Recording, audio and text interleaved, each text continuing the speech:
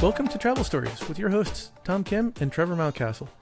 This episode, we go into the Wayback Machine, talking about some past incredible trips that we've done, and we sort of, I think we kind of reflect on the past. Oh yeah, time to pull out stuff from the drawer. Airlines that don't even exist anymore, right? Yeah, and the fun thing that sort of struck this topic for us though is this whole talk of United trying to buy American or merge with American, and then United trying to buy JetBlue. I think there's just a lot of talk about United, and it sparked a lot of memories, I think, for both you and I. Absolutely, yeah. I mean, I have some very fond memories of a former airline that became part of United, right? So, and I guess their logo continues to live on. Yeah, I had some fond memories of that one too. So why don't we dive into it? Sure. What we're talking about, folks, is a small little airline that used to be based out of Houston, Texas, called Continental. My dad still, whenever he sees a United plane, he always calls it Continental. So. Oh, really? Because he recognizes the lovely blue globe right on the tail. Yeah. Well, and the fun part of this is Gordon Bethune, who was the CEO of Continental, many, many years ago, probably decades at this point. We actually had referenced Gordon Bethune on a prior episode when we had Michael Rubiano on, talking about the Star Megadews. Mm-hmm. Because Bethune really embraced the community, the flyer talkers and such. And so Continental really has a steeped history in our community, I think. And it's a shame that they've kind of gone by the wayside, and not a lot of its vestiges remain. We'll get to probably a little later after you share a story, and I'll share a little bit of a story myself about where they sort of remain. But really, I have a lot of fond memories of Continental. It's just a different kind of airline compared to the environment of all the airlines that we have now. Absolutely. I mean, you bring up Gordon Bethune, legendary CEO. Absolutely legendary. Worked at Boeing, I believe. So, had kind of a little bit of an engineering background as well. And at the same time, had a real philosophy on how he ran Continental for a number of years. Now, mind you, he wasn't, I think, the CEO when they merged with United. I think there was a different CEO at that time. But he's a pretty significant and I would say a consequential executive for Continental, really in kind of the first half of the decade of the 2000s, because I feel like that's when he had probably his most influence in on the carrier. Yeah, I mean, I would put Gordon Bethune up there with Crandall, with Kelleher, with what was his name? Tripp. Juan Tripp. Way back, yeah, Juan Tripp. Yeah. I mean, he's pretty high up there. I would definitely put him as definitely one of the more consequential CEOs and executives in the aerospace arena, especially in the early part of the 21st century. So, which is incidentally the time period frame where I happen to be referencing, because we were having this conversation where I think we were talking about airline mergers and stuff, and of course that we talked a little bit about Gordon Bethune, and we part of it also came up in the episode we recorded just a little while ago with Ed. Oh yeah, Ed. Because one of the things we just talked about was just how some of the catering on some of the big three airlines, and especially I think unfortunately especially on United and American, I think has kind of suffered, and that's very antithetical, I think, to kind of what Gordon Bethune evangelized while he ran the airline. I remember his quote that I keep like quoting is, you can make a pizza so cheap that nobody will want to eat it. I think we see that unfortunately far too many times now, really. And it's true though. But it's funny that you mentioned that, because Continental, my first experience with Continental, I was a long-term United guy. I was I would go out of my way to get on that United 757 anytime I could. And that seat 7D, I think it was my seat. If I didn't get the upgrade to the front cabin as a 1K or an expat or a Plat Pro or whatever the one level below that was, I was sitting in 7D, and I remember flying out of Tucson. I'd been at a conference for work and had to fly just a quick hop Tucson to Houston and then get back to the East Coast. And I'm on this small little jet, just in economy, and they give me a muffin. And I'm a United guy at this point. United got no muffins. There were no muffins on United. And so I'm looking at this and I'm like, wow, this is delightful.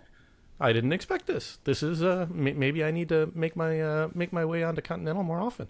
And then I had that connection in Houston, and I get on a nice aircraft with a screen. Mm-hmm. They had the screen, and if I recall, they had like DirecTV or something like that. Like you could actually watch something of meaning, and so suddenly this United diehard is like, hey, Continental's not so bad. Yeah, I think they understood some things. Some of these amenities, some of these creature comforts are very memorable, And I remember Gordon Bethune getting on that TV screen on a Continental plane and explaining, to the audience, after, other things, thanking you for your business and all that. But he made a point to point out, Continental's about offering meals at mealtime and, offering entertainment. And he saw that, I think, as a differentiator. And Continental, was definitely an airline that I seeked out. I felt like if I was going to be on a Continental flight, it would probably be superior to quite a few other flights that I would have taken. Going back in that history museum, what is it? The Wayback Machine, should I say? Back in the early 2000s, there was actually a bit of an alliance, which was kind of unique. It wasn't really it wasn't SkyTeam, it wasn't Star Alliance, it wasn't Oneworld. It was this weird alliance where Northwest and Continental were big code share partners, and one of the things that I remember is I actually did fly a lot of Northwest, but I actually enjoyed flying Continental quite a bit more, and just having my miles credit to my Northwest account where I would have my elite status. Just because again, just for those creature comforts, because if you fly on a Northwest plane, you were not getting a screen. You may not be getting a meal, but you were more likely to have that, especially if you're sitting in the back on a Continental flight. Yeah, and Continental, they, if I recall, they took good care of you in other ways, right?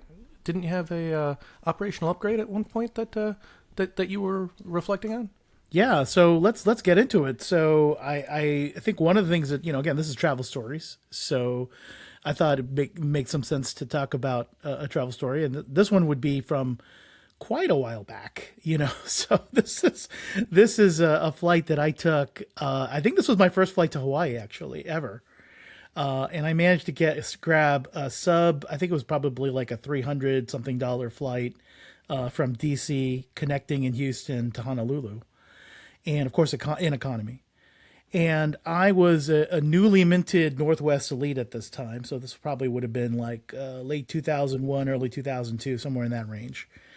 And had the opportunity to fly this. I was going with my sister and her boyfriend at the time. So there was three of us traveling.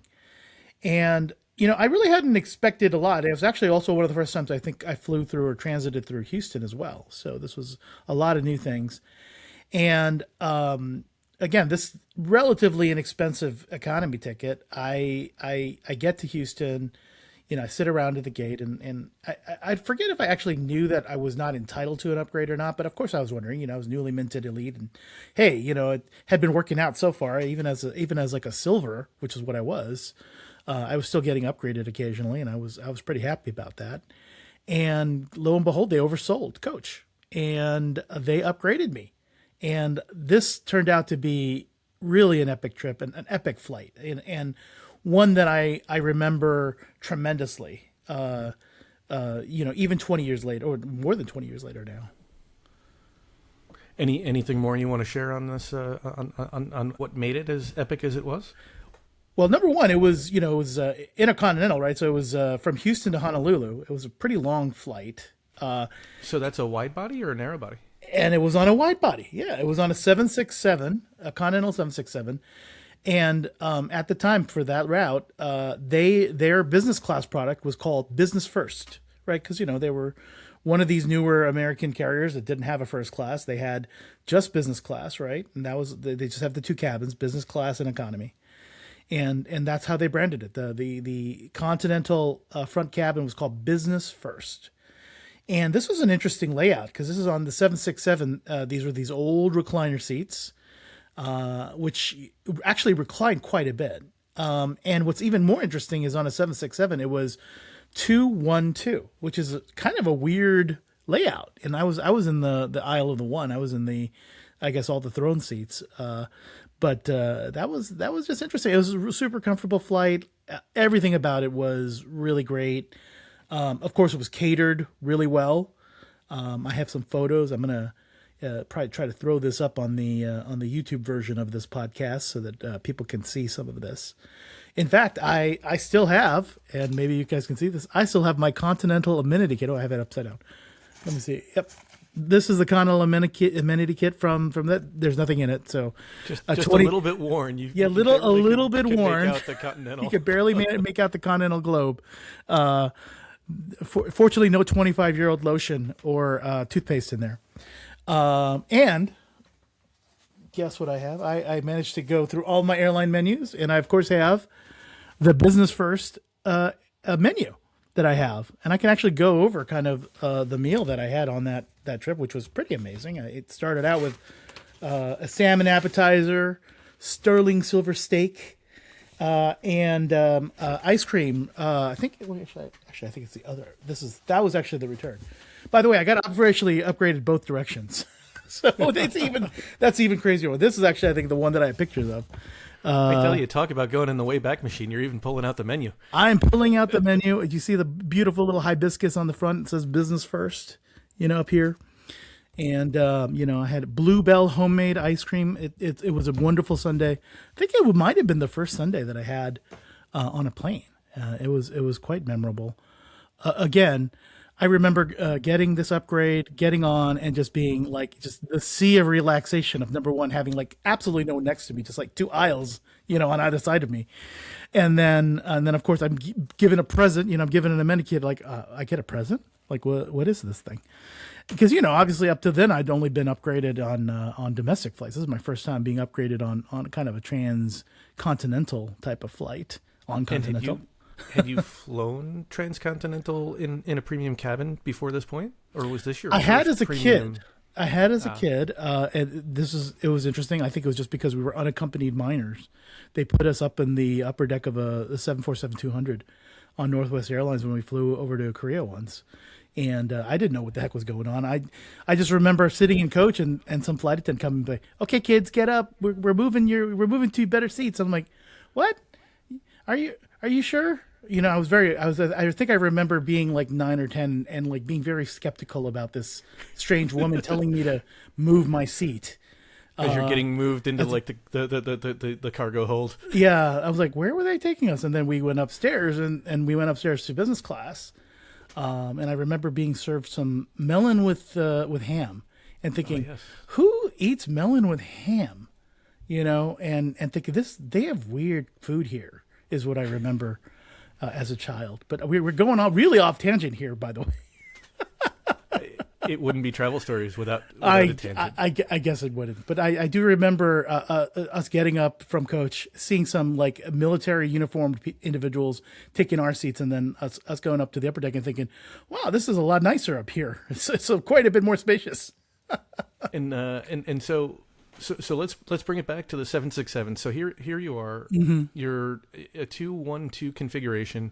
You've enjoyed your Bluebell ice cream. You've had your shrimp or salmon. You've had your sterling silver steak. Yes, I have. And you're just enjoying yourself. This is a Barca Lounger type style seat, I imagine. A little footrest, maybe. Definitely not lie flat. This is pre-lie flat. So but it was a Barca Lounger with a lot of recline. And again, I'll throw up some photos of what the seat looked like. But again, dining well. I finished my meal. I'm relaxing. I'm watching a movie. on my little personal screen that folds out. And I realized, hey, I wanted my headphones, which I left with my sister. So I go back to the cheap seats, go visit her. You went to the unwashed. I did the unwashed masses. I went to go grab my headphones because I wanted to listen to my MP3 player. I don't know. Probably wasn't a Zune. It might have been like a Rio MP3 player or something. This will date this. The time of this flight. Maybe an Arcos. So I go back there and then, grab my headphones. Like, hey, can I get my headphones back? I want to use them. And like, okay. So then I start heading back and she's like, hey, so how is it up there? And I pause for a second. And I think, wait, I could lie to her, but I don't. I just say, I could lie to you, but it's fantastic.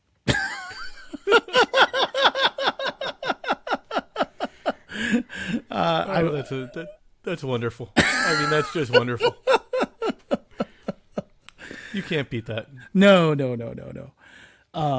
But anyway, yeah, it was an amazing flight. Again, memorable meal service. Still have photos of it.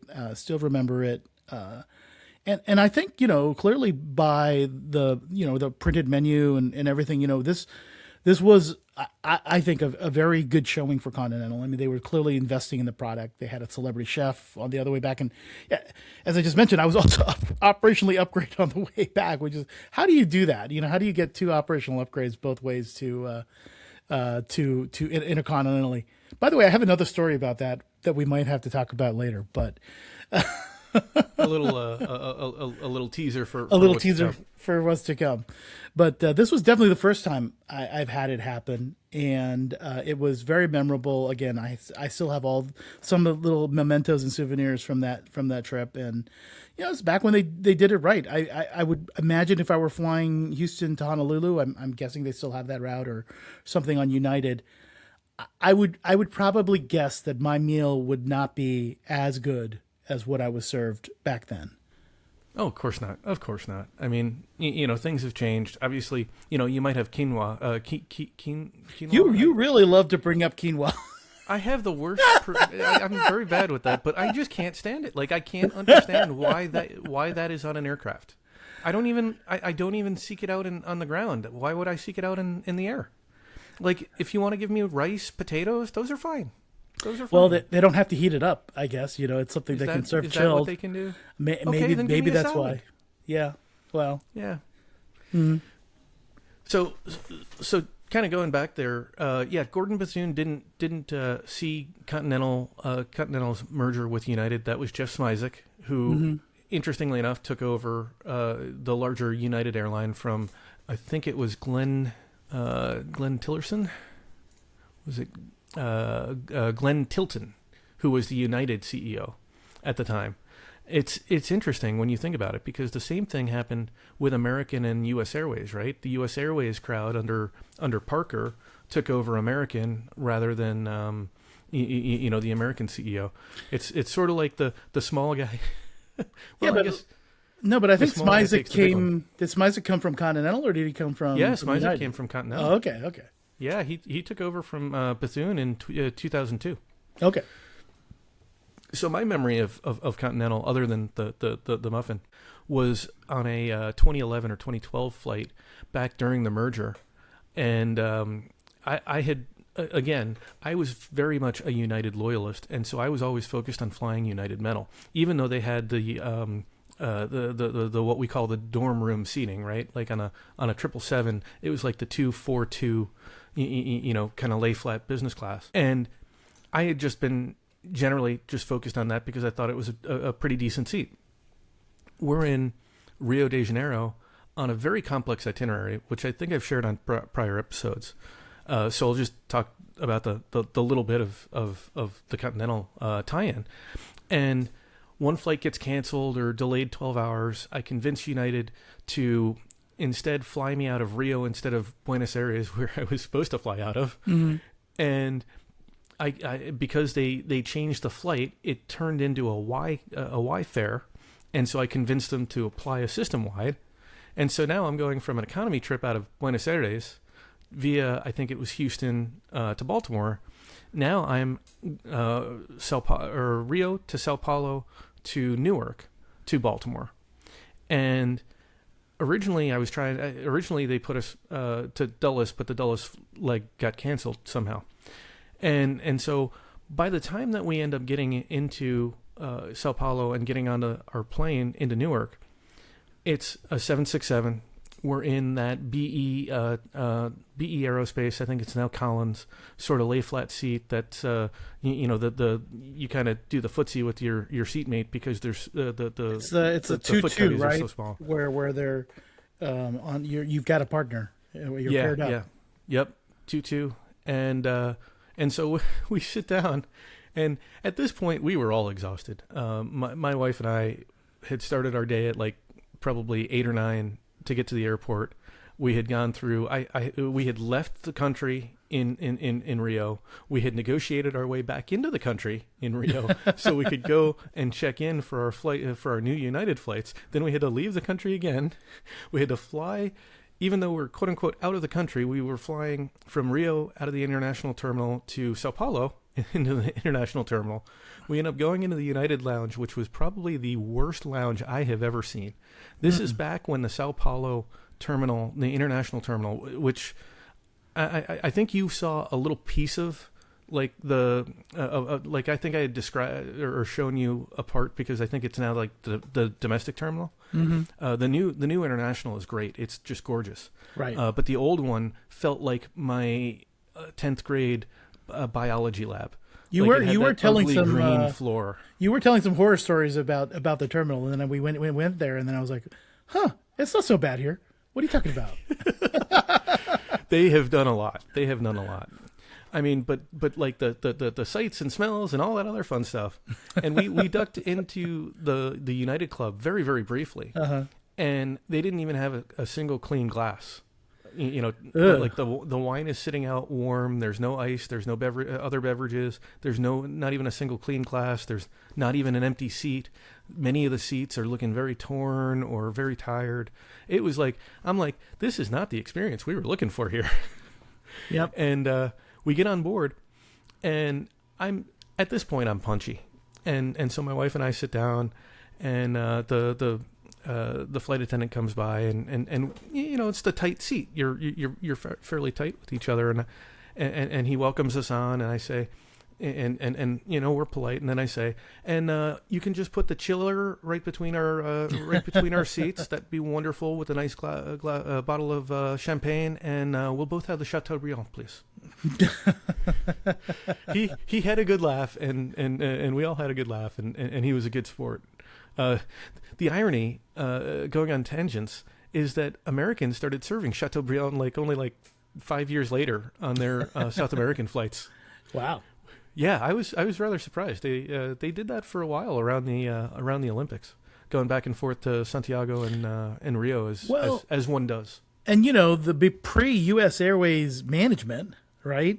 American had really good catering. In fact, when I stopped flying Delta as much as I did, and kind of moved my allegiance over to American for a while there, I just remember kind of being a little bit shocked, because I'm like, wait, warm nuts? You serve those?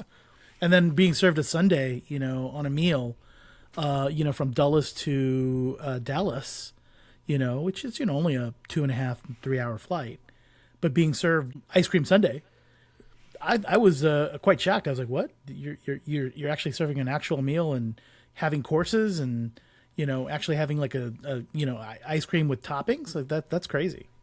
It was the cookie for me. I think it was not just American, it was United too, had the cookies. Mm-hmm. There was a period of time in like that 2008, 2009 to like 2000, maybe 14 or so, maybe 15. Yes. Where the cookie was king, and everybody was so focused on the cookie. I remember right around the time where they started tweaking the recipe, and Gary had a couple of posts on it, Gary Leff, on View from the Wing, and my gosh, the amount of people that were up in arms that they were changing the cookie. Yes. That Well, I mean, that was the thing. That was the thing.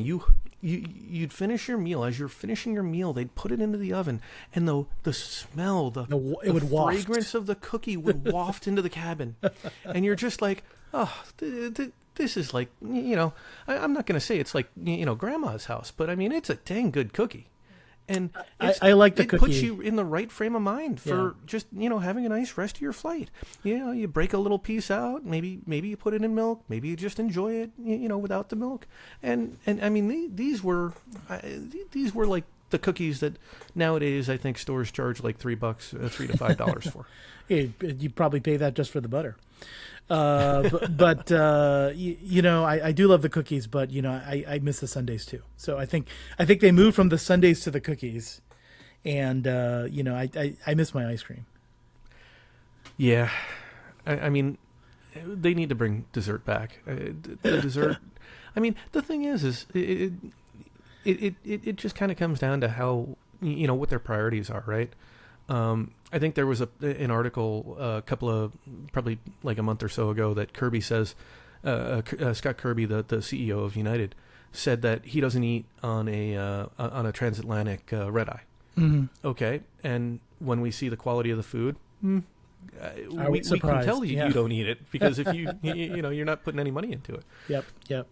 But on the main show, Sam and Robert were talking about a couple of David Neilman podcasts, and how he sort of focused on different things. Like you could spend a few bucks on food, or you could spend $5 on a screen, and what's going to get the better value for the customer. Yep. And it's interesting. I've only heard the snippets from them. I want to hunt that podcast down. I think there's one that's we'll see if we can dig it up out of their show notes. But there's I think 2 or 3 good podcasts, Airlines Confidential, and then another one that has that. And it's an interesting perspective of sort of how they balance out. I would love to have been in the boardroom when the American leadership actually ripped out screens, which they're out of their beautiful A319s and some of the newer aircraft that were coming in. Because the U.S. Airways, Legacy U.S. Airways leadership just didn't believe in screens. I'm pretty sure Doug Parker had something to do with that. I'm sure he was speaking up without a doubt in those boardrooms. There's no doubt, yeah. Yeah, but I mean, I guess hindsight, that was probably the wrong thing to do. I mean, I think you may not even use a screen, but having it there, it does, I think, improve kind of the environment for passengers, and occasionally it's good to have. It's just nice not to hold your phone. You can actually just sit back and watch something, instead of having to hold your device or have it perched kind of precariously on some clip or something. The one thing I'll say is having flown JetBlue a time or two, those screens do look pretty old. So if you're not going to be committed to the screen with the occasional upgrade, yes, it's going to make it just seem very, very evident that your aircraft is a very old aircraft. It will date your aircraft if you've got kind of the very old, like LCD screens that haven't been updated in 15 or 20 years. But I will say, I think one of the things that I really wish people would look at is kind of the cost benefit of catering, because I think having some elevated items like an ice cream sundae, which I don't think actually costs them a ridiculous amount to cater. Like how much does whipped cream and cherries and a couple of cups of vanilla ice cream, like what does that really cost them, in the grand scheme of things? I mean, it's not beluga caviar, it's not Laurent Perrier, it's commodity vanilla ice cream in a nice cup. But you're talking about the same airline that saved $40,000 in 1987 by eliminating a single olive. Well, the airlines have a history of figuring out how to. I agree. But hey, they at least they had olives and salads. I mean, like that speaks to something. And there were clearly some standards, that's still around these days. I mean, they still serve, I guess, in general, warm nuts and things like that occasionally on some of these first class seats or first class service. Warm towels, those type of things still persevere, right? Even 20, 30 years after they became kind of a standard of service, right? even though many other things have changed. Yeah, I still come back to that. There's a level of romance with some of the food products that we have on board. Like, I mean, yeah, economy, those aluminum foiled meals. No, that's not. But between the cookie, between the sundae, between the warm nuts, I mean, there are things that, like, if I think back, right, and I didn't fly in premium cabins, but once when I was a young kid. Funny, I'll tell. We'll go on a tangent real quick. I was, I don't know, 5 or 8 years old, and I was flying down to see my grandparents with my mother, and we go to the check-in counter sometime in the mid late 80s, and the check-in or the agent at the counter asks, "Okay, what seat do you want?" And I pipe up and I say, "Well, I really like the window seat, but my mom likes the aisle seat." And the agent picks at her computer and hands us, "Okay, here you go." And my mother looks and she's like, "Kid, you just got us upgraded to first class." So that was my first experience. I think that was my first experience in first class, but I didn't normally have that.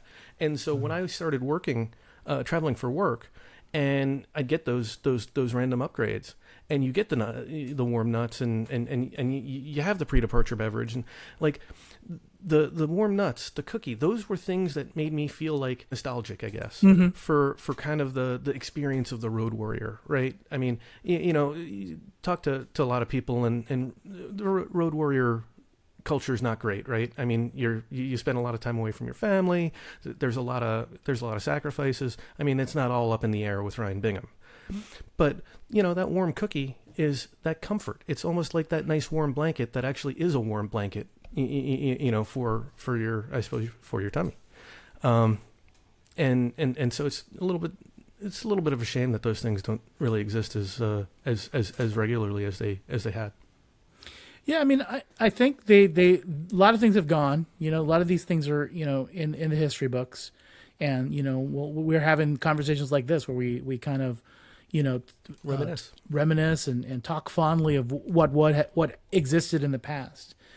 But at the same time, you have airlines that are very much trying to sell you an experience.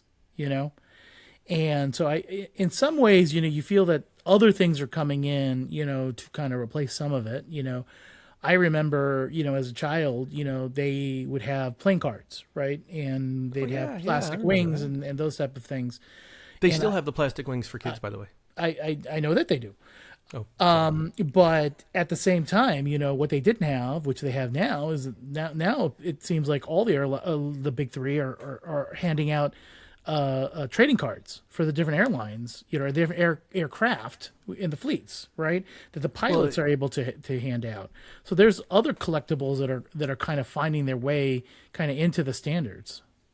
So Delta was big on that. If I recall, it was either I think it was it the Union that paid for it with United or American? Whoever just recently got them. I think American. I think American is the one that just got it, and you're right. I think the Union had something to do with it. That says a lot about an airline. If the Union is the one that has enough pride to be able to put money behind that. Yeah, I mean, this is a source of pride for a lot of these pilots too. We had a pilot on our flight to Brisbane, and he actually had I think he had coins minted, and he gave my daughter a coin. He actually came out of the cockpit as we were flying over the Pacific and actually gave that to her. Mm-hmm. And he's like, he specifically made a point. He's like, tell American about this. I'm trying to build a groundswell that we need to be doing this because it's the right thing to do. And I mean, a challenge coin from an airline pilot, maybe not going to get you many drinks, but I mean, the way that my daughter looked at it was pretty dang cool. I mean, she's like, wow, this is awesome. Mm-hmm. I mean, and the trading cards, we flew out of Lima on a Delta A350, and the pilot was so apologetic. I still get a kick out of this. Probably a few years ago now, we're flying on this old former LATAM A350. I mean, this aircraft, there was duct tape on the seats. It was so tired, and the pilot's like, "Yeah, we don't have Wi-Fi, so download anything you can now. We're sorry for the inconvenience. This is not our finest bird, but it's perfectly safe." And he came out. He came out, signed my daughter's logbook, and gave her one of these nice little Delta A350 cards with all the stats and everything. And he had a source of pride. Yeah. And when you have interactions with airline employees that have that pride, I mean that's a really special thing. It's a cultural thing, and I think this is I would say this is one of the differentiators for Delta. I mean, I think Delta treats their people very well. They've got incredible profit sharing program, and the people generally, I think, are the employees are generally very engaged. And I will say the culture for pilots, especially in the Delta side, I very frequently remember sitting in the premium cabin and seeing Delta pilots come out, introduce themselves, and actually interact with the passengers. I rarely see that in any other airline, really, other than Delta. Delta seems to be the one that has made that kind of standard. They take 5, 10, 15 minutes, while they're taking off, and they come out of their cockpit and they circulate themselves through the cabin, and talk about the weather and talk about what kind of ride we're going to have and if we're on time or not. And it doesn't take a lot, but I think it is very memorable because you recognize it because it is vastly different than a lot of other airlines. Yeah, and I feel like United used to do that before the merger. I remember a flight out. I went out. This was in college back when my wife and I were dating, and she was living in Hawaii, and I went out over Christmas break for New Year's, and I'm flying home after New Year's, and we had an issue, and the pilot. So they had boarded half the plane, maybe a little less than half the plane. We're sitting on the tarmac in Kona, and the pilot comes out of the cockpit and says, "Hey, so this is what's going on. These are the things that we're going to try, and we're going to see what works. And if not, we're going to have to wait for a plane to ferry a part over from Honolulu for us." And he talks with the first class cabin. And then he kind of gives the spiel to us in the premium economy cabin. And then he gets back into the economy cabin because there were still a few people that had boarded there. And as he's talking to the guys in the economy cabin, he's like, "You know what? Hold on a second." Hustles right up to the flight deck and gets on the radio and says, "Hey folks, we're gonna try turning the APU on, off, and then on again. And then I'm going to talk to, and then we're going to see what goes." And so he does that, turns the APU off, is able to turn it back on, even though there was some sort of indicator that indicated that was the problem that they were trying to fix. And then did it 2 more times when a mechanic was with him. And he gets on the intercom and he says, "Okay, folks, we have clearance to go. We're taking on extra fuel. We're going to get the rest of the passengers, and we are going to make the quickest flight to LAX that you've ever had." I mean, it was just like the old age of transparency, right? I mean, this is a guy. He didn't have to be out here. He could have just been sitting in the cockpit. He could have been sitting in the cockpit. I mean, we didn't have phones back then, right? 2003, or maybe sitting on his iPod. But instead, he's out there talking to people, and because he was talking to people and answering their questions, he got an idea, and that could have been the difference between canceling the flight or just getting there a few hours late. As I sit here, one of the things that does make me think about things is again, maybe with rose-colored glasses, because you're thinking about the past, and you've always got a little bit, of nostalgia. But it does make me wonder a little bit about the next generation, because for us, I think we still grew up where flying was a privilege, where it was a lot of fun. You looked forward to it. And experience. It was an experience, and it wasn't always a full plane, and I think you have things like operational upgrades and occasionally, ground staff, doing a surprise and delight to a passenger, moving them up front. It does make me think a little bit because I feel like those opportunities are just a lot more fewer and far between these days, I would think, compared to maybe when we were a little younger. Or even when we were growing up and we're starting to be kind of younger adults and we're trying to think, okay, what kind of fun stuff am I going to do? And you kind of fall into aviation and you're like, hey, it's kind of fun flying around the country, even if you're not doing anything, other than because it's fun. And I remember early in my career, I loved mileage runs. It was a great way to decompress. It was a great way to just see. You get to see places, but it was just nice just being up in the air, being disconnected, watching some movies, being served food and drinks, and taking a nap or something in a comfortable chair, and that was a pretty reasonable way to spend time and money, at least for me. And it's probably not as much fun these days. And definitely you weren't earning miles, or you weren't earning anything that kind of rebated that time and expense, that made, mileage running kind of even more fun, because it was kind of a game, because, it was about, hey, I want to fly really far away. I'm going to waste a little bit of time and waste a little bit of money, but I'm going to get some of it back.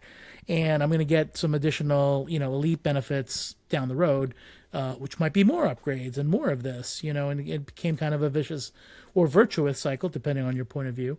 And I feel like that's not something that's as obtainable for people now, right? Just because of the nature of planes being full and them really starting to monetize the front cabin, where, they don't have a lot of seats to give away anymore. It's true. It's true. I mean, we used to do mileage runs. You and I used to do mileage runs together. Together. Yeah, together. And I mean, my wife. Some of them actually complete, and sometimes they ended in disaster. But okay. Well, but even the ones that ended in disaster, we tested out different things in the contract of carriage, right? Like That's right. Learned things. Yes. Like we always learned from those things. Like whether it was trying to visit a new lounge on a layover, yeah, or trying to see, okay, we've got a weather delay, what can we do? Can we go directly home and skip this other stop but still get original mileage credit? I mean, we were always just we were just trying things. I mean, we were trying to find the angles. Yes, it was part of the game. It was part of the game, and the game has changed. Well, it has. I mean, it used to be, what, $200 you could fly from D.C. to the West Coast. D.C. to Orlando to the West Coast and then back, and kind of hopscotch around the country. 5,000 or 6,000 redeemable miles. Maybe just or actually probably 5,000 or 6,000 elite qualifying miles, and probably 10,000 redeemable miles, if depending on your elite bonus. And then that game turned when they started to make a dollar value need, right? Like the dollar value, or whatever the heck they called it first. Loyalty points. Revenue based. Yeah, revenue based. And then we moved, right? So I remember doing a mileage run on American, going from 1K to American X-Plat. And we did a mileage run for 74 hours in India, because I needed exactly that many miles to be able to get that exact plat status. Mm-hmm. And then we shifted to, my wife and I would do these date weekends where we'd fly to like Qatar. We'd fly Qatar Airways. We'd do a repositioning flight on miles, and then we'd just stitch a number of Qatar Airways flights out of Cairo or Colombo, Sri Lanka. And Colombo, Sri Lanka, by the way, I'm starting to see some good airfares. $1,500, by the way, Colombo to Atlanta. I'm thinking maybe it's still alive, or maybe it died. I'm here on the Premium Fair Deals forum and another one of our favorite sites. Figuring that maybe we can end the episode with just an interesting deal or two that we're seeing at this moment.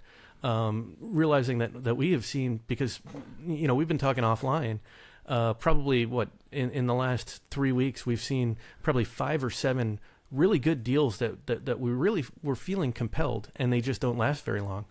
And I'm not even talking like a mistake fare, like what was that YVR Vancouver to was it Vancouver to Istanbul? Europe, it was on Turkish, but it was, I think, to a number of YVR to various European cities for relatively cheap, like, under $500 or something, I think. Yeah, it was that I would call, that's a mistake, a stupidly fare. Good deal. Yeah. Yeah. That's a mistake fare. But with all that's going on in the world, I mean, I think there is some discounting going on, and I would say Etihad in particular seems to be one of the carriers that is doing the most of this. They clearly are not feeling the normal amount of load, on their flights. So they have quite a few discounted flights, although most of them are not in the U. They're not U.S. originating.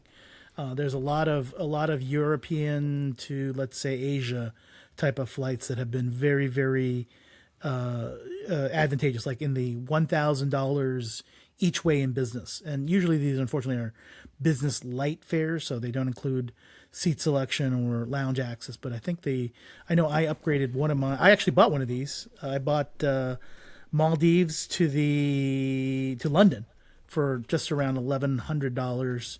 And that was slightly upgraded from the business light fare because I did want to get lounge access and be able to make ticket changes. So I actually did buy one of these tickets, and I will fly it in a couple of weeks.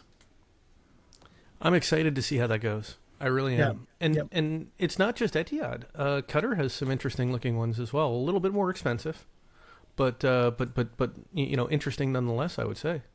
Yeah, they do, but they're just not as many. I just feel like Etihad has just dotted the map. Much more widespread. A lot of city pairs that are pretty advantageous. And if you just do a little Google Explore and have some, put a couple of different big airports in Southeast Asia, you can see where you can pretty much get to all parts of Europe for just around $1,000. Yeah, that's pretty incredible. Pretty good for business class. Yeah, it is. And I don't know. It really comes down to your risk threshold. I feel like I'm ready to be willing to do something like that. I think it's just a time thing for me, and probably a time thing for you, right? Just the way that because you get into that summer season, and it's like you've got family trips, you've got all these other things going on. And so for me, I'm probably not gonna take my family through the Middle East, but I'm like totally game for a guy's trip. But I happen to be going to the Maldives, and it is hard not to transit the Middle East these days. Mind you, there are some options, whether they be on Singapore or on Cathay, so you could, route through Asia or something. But realistically, the majority of flights, if you're going from North America to the Maldives, you're probably going through the Mideast, and it will be a little bit interesting how hopefully nothing impacts me. I'm have my fingers crossed. And by the way, I'm also transiting not only through the Mideast, I'm also transiting through Europe. So I've got multiple. I can be affected by fuel shortages in Europe. I can be affected by missiles and drones in Doha or Abu Dhabi.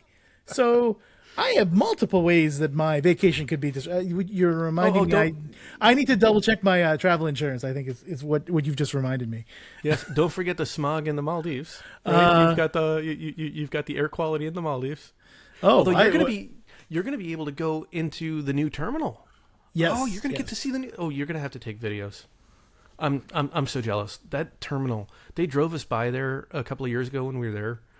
My first time at in the Maldives, first and only, and that new terminal looks gorgeous. Mm-hmm. Like the concierge or the handler that we had is telling us, yeah, there's going to be new lounges, and they're actually going to have jetways instead of the air stairs. Buses. And yeah, I mean, and don't get me wrong, there's a little bit of nostalgia for getting out in the open air on air stairs. When you're going to a tropical environment.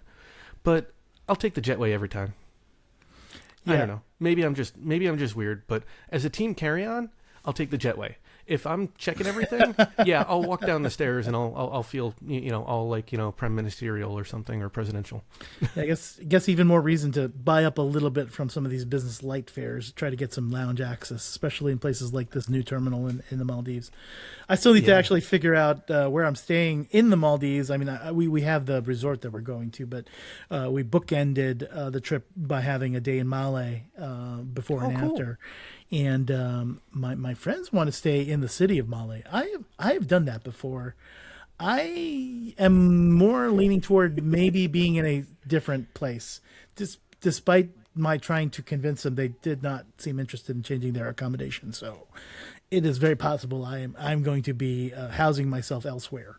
Maybe above on one of the islands that's like north of the airport instead of like the Le Méridien or no, Le Méridien or the Sheridan? I think both of them might be like speed. I forget which one They're, is. one's a The speedboat. Sheraton, the Sheraton's definitely speedboat, but I'm probably going to actually just stay in a place that I can drive from the airport without having to get on a ship or a boat or some other kind of transport. Although there has been more development on some of the island that is not the traditional city or the traditional island where Male is located. And Male, for those listeners who have not been there are not aware, one of the most densely populated islands on the planet. There's literally every inch and square foot of that island has been developed and has either a building or something there. There's not any undeveloped land on that island whatsoever. And so they have started reclaiming land. In fact, I think part of the airport is probably on reclaimed land, and there's a reclaimed island, I think, north of the airport as well. And that's what I'm talking about. There's a lot of new development on kind of some reclaimed land, I think that is north of the airport. Well, I can't wait to hear that trip report. I really can't, because that's an aspect that we don't normally do. We don't normally cover that, on a place like on Malay, the island. Mm-hmm. And so I think that'll be really interesting for our listeners. Now, Absolutely. And the interesting thing about that is I think it'll be informative, because so often you get late flights in and you can't take a seaplane. And so it'd be good to be able to have, an idea. Hey, maybe I do want to, still take that later flight in, and I'll stay on the island. I'll be able to maybe take a little bit of a tour in the morning before I get on my seaplane to the, to the Waldorf Astoria or the Park Hyatt. I mean, there is stuff to see there. It's not just this country full of island paradises. And I have done that before as well. I've actually taken a local ferry to one of the islands that you can take public transport to, and stayed there as well. So I think there are a lot of different options. And I know one of them also is to pick a resort for a day or two that is that doesn't require a seaplane to go to, like the Sheraton. So there's lots of options, and I think it makes a lot of sense to kind of buffer your trip so that you're making the most out of the very expensive, transfers and resort time, which, you're paying a lot of money for that. So ideally you want to, get out of Male in an early seaplane flight and then leave the resort on a late flight. So you're maximizing your time on whatever resort island you happen to be on. And the best way to do that is buffer your trip by having, a night at a lesser hotel or lesser accommodation on the island the day before and the day after you stay at the Park Hyatt or the Waldorf or the Conrad or whatever. Exactly. And I will put a plug. So I know that Cathay Pacific does have that flight. That's a little bit harder to do, in my opinion, nowadays, just the way that the tone of Hong Kong has become. I know more and more people are talking about taking burner phones there, just because of some of the laws and everything. Not offering an opinion, but we talked about it with Ed. And more pragmatically, Cathay has not been as generous with releasing seats. It's true. This is true. So compared to the heyday, when I would fly Cathay all the time, just because it was like clockwork, you'd have space available. What I will say, though, is that that JFK flight, if you can find the JFK to Singapore flight nonstop, you get in early in the morning. I think that banks to like an 8 a.m. or earlier flight out of Singapore into Male. And that is a really, really nice timed flight. You probably get in, you make it to your hotel, your resort hotel, at a point where the room is ready. I mean, it's just... That to me seems like about as optimal a flight as can be, if you're okay with the 18 hours to get to Singapore. Obviously, it's a little bit less time to go to the Middle East from the East Coast, but I always just get a little bit miffed about the timing of some of the connections in the Middle East, because you either have to be early in the day or later in the day, right? Because there's not as many. Maybe I haven't looked at the schedules as recently, but I felt like in the heat of the day, they have a lot fewer flights, and it's just not as ideal. Well, I can give you the data point of how I'm getting there now, which is on Qatar Airways. I'm actually flying from Barcelona to Doha. It gets in at midnight into Doha, and then the flight to the Maldives is 2 a.m. in the morning, and then I think it gets there fairly early, like 8 or 9 in the morning, which is pretty nice from getting into the Maldives. But of course, the connection time being between midnight and 2 a.m., that's kind of dead of night kind of connection. Yeah, and I feel like I'd want a little bit longer. Just me. I'd want enough time to be able to get a proper meal, get a shower, especially because you're going to the Maldives and you're going to pay. So you really want to get the time to provision. Fill that belly, fill that backpack, and then you land at like an 8 or 9 a.m. I think that's a really good time to land. You probably still make it to the hotel around lunchtime, and you've got the time to have yet another breakfast in the lounge. You're not rushed. It's just a nice experience, and I assume they still have that seaport, that beautiful seaport. It's like a 4 or 5 story building. Of every hotel has their own lounge. It's sort of funny because like everybody's in a lounge, and then they walk you down into the the gate area, and there's like this subset of people that like you're like where are they going? Because like theoretically everybody should be on the same. Everybody should have been in a lounge because you're going to a resort, but I guess there's like the 1 or 2 that hotels that just don't want to do that.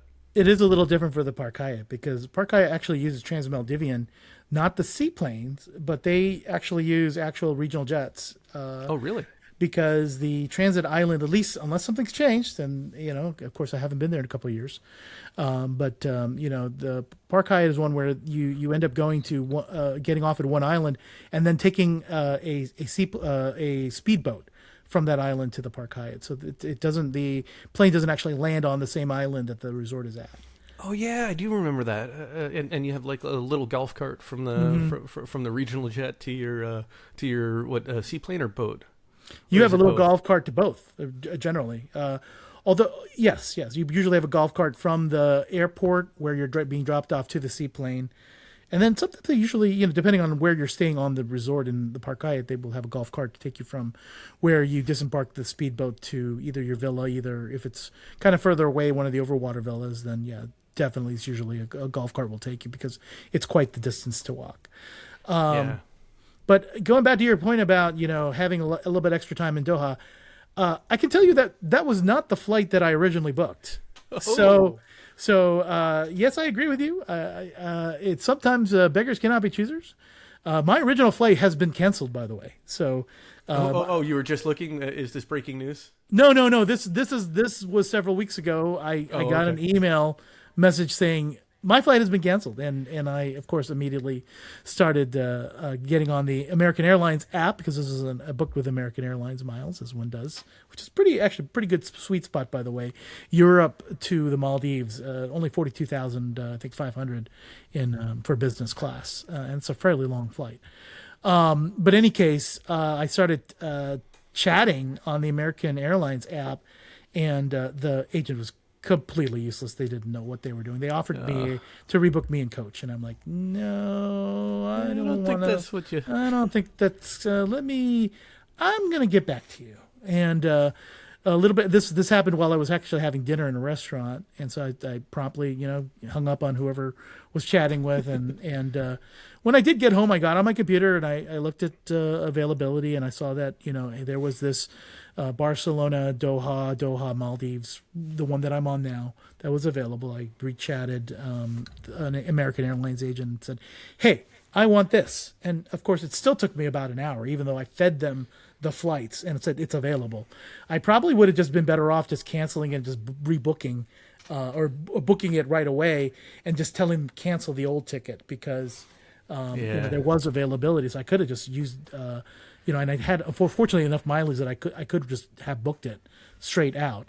That probably would have saved me some time, but I ended up just chatting with them when they say, "Please, hold, please, we appreciate your business," and they tell you that 200 times on the recording. Yes. It's like, I'm still working on it. Give me a little bit more time, please. And I'm like, okay. But they did eventually get me booked. And actually, it's one less stop because my original itinerary was Barcelona, Doha, Colombo. Oh yeah, you don't want to do that. No. I did that on purpose because I was going to meet up with my friends in Sri Lanka. Oh, so because everybody got on the same flight. But unfortunately, because of them And canceling, you miss out on the chair massage too. yeah. They used to have Well, nice massages. Like when we did our date night type or date weekend, my wife and I. what, to Colombo?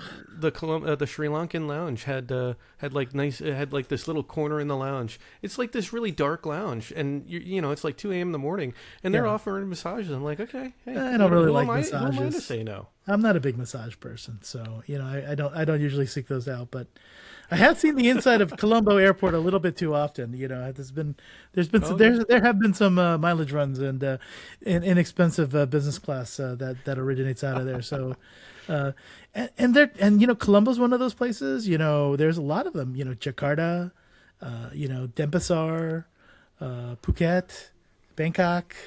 There's just a lot of usual suspects out there. We need to start investigating some of those because we are overdue.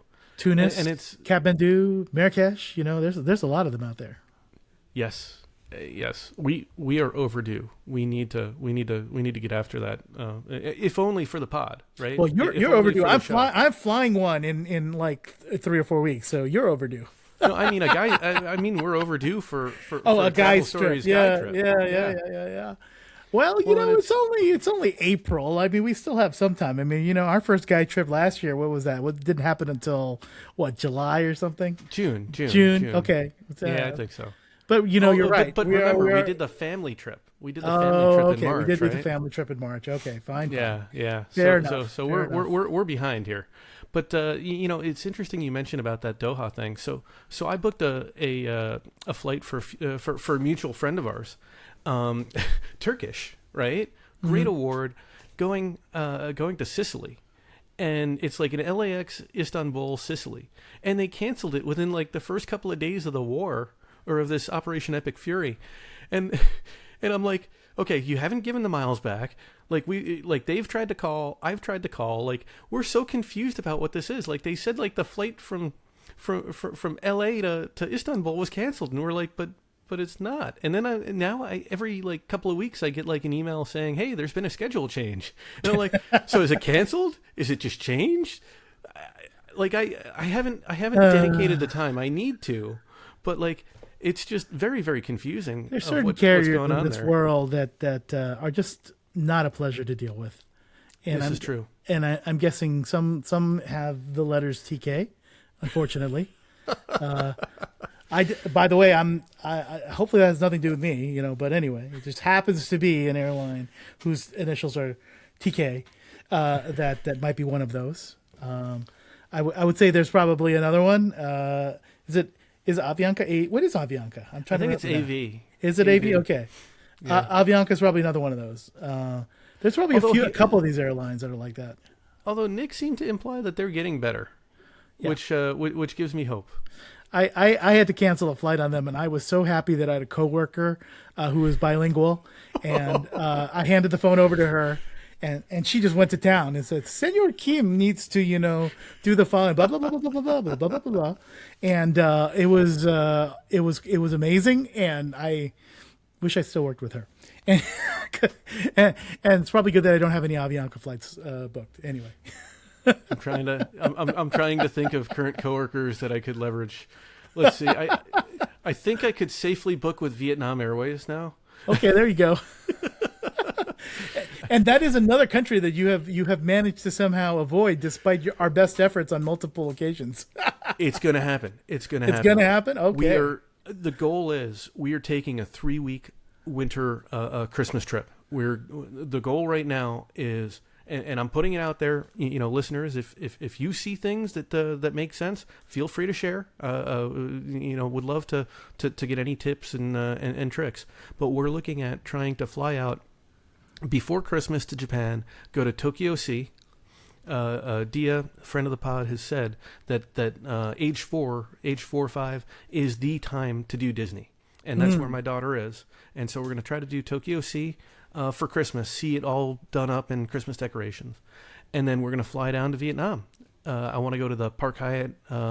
What is it? The Park Hyatt Saigon, or Park Hyatt Hanoi, or are there both? I don't think there is a Park Hyatt in Hanoi. I think it is. Yeah. It is Park only Hyatt Saigon. Yep. We're thinking that we're either going to stay in Hoi An, Da Nang, or where is that other one? Poof Rock. That remember that Marriott that had Yes. the different Fuquoc. rooms. Fuquoc. Yeah, Phu Quoc. The cool Marriott with like different rooms that were like, like it was essentially a university. You had the bar was the chemistry lab and stuff like that. We could One of go those into a places. whole other conversation about this because that is there's a Starchitect that is responsible for that JW Marriott.